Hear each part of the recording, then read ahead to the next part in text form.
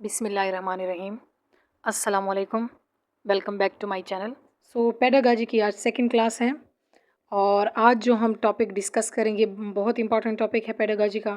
इसके एमसीक्यूज़ आते रहते हैं। ब्लूम टैक्सोनॉमी ये टॉपिक है, इसका कंसेप्ट क्लियर करने की कोशिश करेंगे। वीडियो शुरू करने से पहले एक रिक्वेस्ट है कि काइंडली मेरे चैनल को सब्सक्राइब करें, वीडियो को लाइक करें, शेयर करें और अगर आपकी कोई सजेशन है तो वो भी मुझे बताएं। वीडियो को शुरू करते हैं। सबसे पहले ब्लूम टैक्सोनॉमी को डिफ़ाइन हम करेंगे कि ये होता क्या है, इस वर्ड का मतलब क्या है। A hierarchical framework categorising learning objective into 6 level. Taxonomy क्योंकि हम क्लासिफिकेशन को कहते हैं, तो एक ऐसी क्लासिफिकेशन कैटेगरी वाइज लर्निंग के लिए कि हम लर्निंग के ऑब्जेक्टिव उसमें कैटेगराइज करें, यानी कि लर्निंग हम क्यों कर रहे हैं। तो उसके ऑब्जेक्टिव जो हैं, सबसे पहले उसकी जो पूरी मेथडोलॉजीज़ हैं कि सबसे पहले ऐसे लर्न करेंगे, उसके बाद उस लर्निंग को यूँ अफेक्टिव बनाएंगे और फिर उसके बाद यूँ अफेक्टिव बनाएंगे। ये जो कैटेगराइजिंग है, स्टेप वाइज जो क्लासिफिकेशन है, इसको कहते हैं ब्लूम्स टैक्सोनॉमी।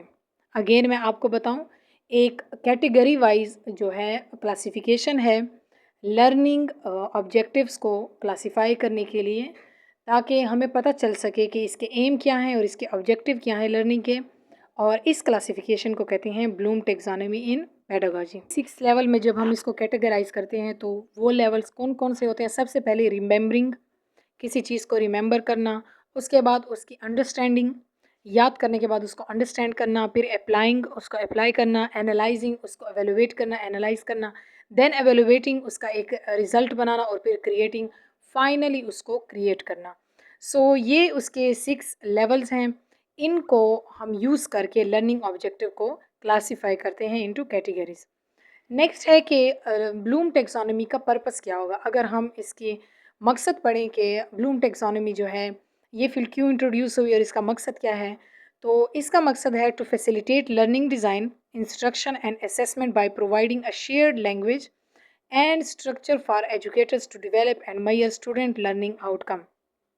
इसका मकसद होता है कि लर्निंग डिज़ाइन और उनके इंस्ट्रक्शंस, असेसमेंट करना, इन सब को हम यूज़ करके, शेयर्ड लैंग्वेज और स्ट्रक्चर को यूज़ करके एक लर्नर की कितनी मतलब उसकी लर्निंग कितनी हुई है, अफेक्टिव हुई है, उसको एवेलुएट करना। सादा तरीके से सारे प्रोसीजर को अप्लाई करके जो आउटकम है लर्निंग का, वो रिजल्टेंट चेक करना, यानी कि लर्निंग कितनी इफेक्टिव है, इसको चेकआउट करने के लिए ब्लूम टैक्सोनॉमी को हम पढ़ते हैं। नेक्स्ट अगर हम इसको देखें, इसकी हिस्ट्री, तो 1956 में डॉक्टर बेंजामिन ब्लूम ने इसको स्टडी किया था फॉर द फर्स्ट टाइम। और इसका मेन पर्पस जो है वो एजुकेशनल ऑब्जेक्टिव को कैटेगराइज करना, यानी उनको डिफ़ाइन करना। किसी भी एजुकेशनल जो एजुकेशन है उसके ऑब्जेक्टिव यानी पर्पस इसको डिफ़ाइन करना। और अगर हम इसको देखें तो it help educators to structure lesson and activities to encourage higher order thinking skill. ना सिर्फ ये हमें लर्निंग और एजुकेशन जो कैपेबिलिटीज़ हैं उनके बारे में बताता है, उनकी इफ़ेक्टिवनेस के बारे में, बल्कि लर्नर जो हैं उनमें क्रिटिकल थिंकिंग को इन्हेंस करता है। यानी वो एक रटा सिस्टम को छोड़ के क्रिटिकल थिंकिंग कैसे कर सकते हैं, तो ब्लूम टैक्सोनॉमी हेल्प आउट करता है। डोमेन्स अगर हम लर्निंग में देखें तो 3 तरह के डोमेन्स हैं लर्निंग में, और उनको अब हम डिटेल्स में पढ़ते हैं जो कि ब्लूम टैक्सोनॉमी का इंपॉर्टेंट हिस्सा है। सबसे पहले कग्निटिव डोमेन है, as it's word indicate, cognition के रिलेटेड है, यानी ब्रेन माइंड के रिलेटेड है।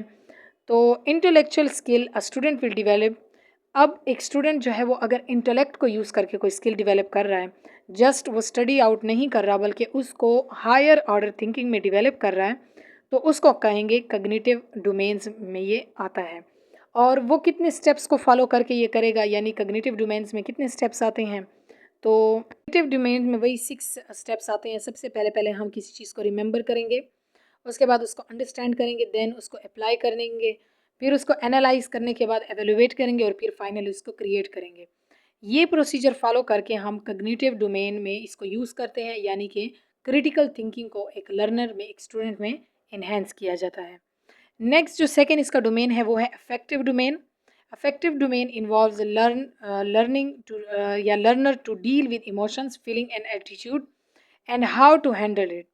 अब अफेक्टिव डोमेन्स में जो इमोशंस हैं उनको कैसे आपने रिकॉग्नाइज करना है और उनको कैसे एवेलुएट करना है, कंट्रोल करना है, उनको डिफरेंट जो इमोशनल सिचुएशंस हैं उनको कैसे हैंडल करना है, ये हम लर्न करेंगे अफेक्टिव डोमेन में। फिजियोमोटर जो डोमेन है, फिजियोमोटर डोमेन में हम फिज़िकल स्किल्स को यानी कि लर्न करते हैं, उसको यूज़ करके जो हम लर्निंग करते हैं फिज़िकल फीचर्स को यूज़ करके, उसको कहते हैं फिजियोमोटर डोमेन, जिसमें लर्निंग आती है, राइटिंग स्किल्स आती हैं, और इस तरह से हम फिज़िकल जो बॉडी को यूज़ करके जो हम लर्निंग करते हैं उसको इस फील्ड में यानी इस डोमेन में हम स्टडी करेंगे। तो ये था लिटिल बिट इंट्रोडक्शन, उसके कंसेप्ट्स। आई होप ये आपको क्लियर हो गया होगा। अगर ये आपको क्लियर हो गया है तो kindly let me know in comment section, और अगर आपकी कोई क्वेरीज है तो वो भी आप मुझे बताएं। So till next video, like share and comment to my channel. Thank you.